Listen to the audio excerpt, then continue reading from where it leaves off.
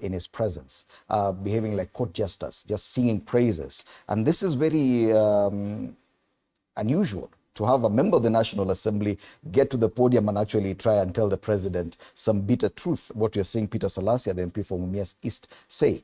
Do you see a risk in this kind of behavior by a majority of these speakers at presidential events?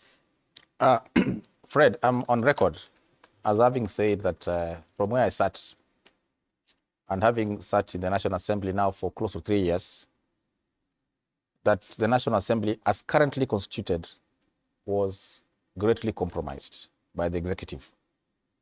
What you're seeing here is as a result of that compromise. And it's good you've used the word court jesters.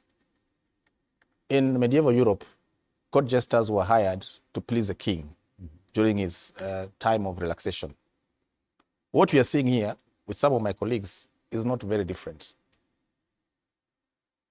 Let me tell you, there's a difference between loyalty and sycophancy. You can be loyal to the president and tell him the truth, or tell him what your people from your area are telling you to tell him. That should not be confused with being disloyal. You can be a sycophant, make people laugh, make the president happy, or so you think. But you're not effectively communicating what your people want the president to know. If I was William Ruto,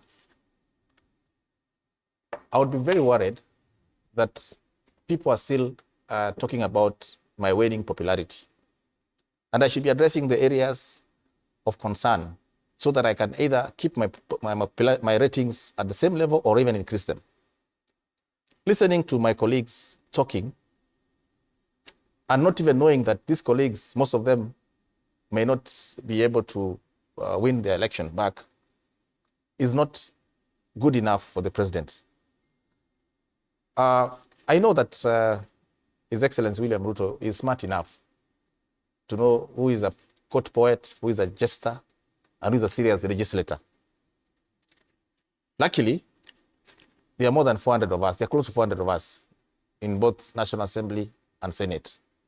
And those that are doing this gesturing are less than 5 to 10. So majority of the members are actually working and delivering on their core mandate. But having said that, Fred, I think as leaders, we should always be firm and forthright. And where possible, tell the king that he's naked, because it helps him, it helps us, and it helps the country. And if our common interest is to serve this country, then we should be able to face him and tell him, Your Excellency, this and this is not right.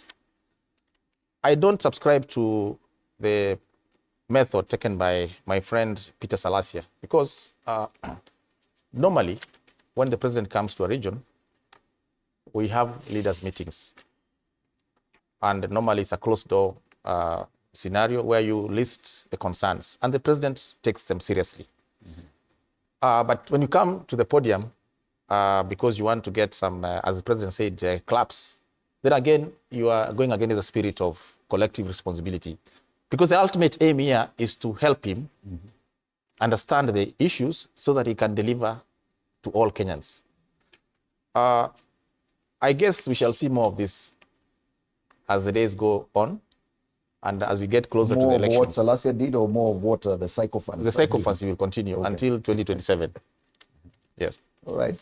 But Gigi Kagombe, what's your take on this? Because after 2002, after President Daniel Moi left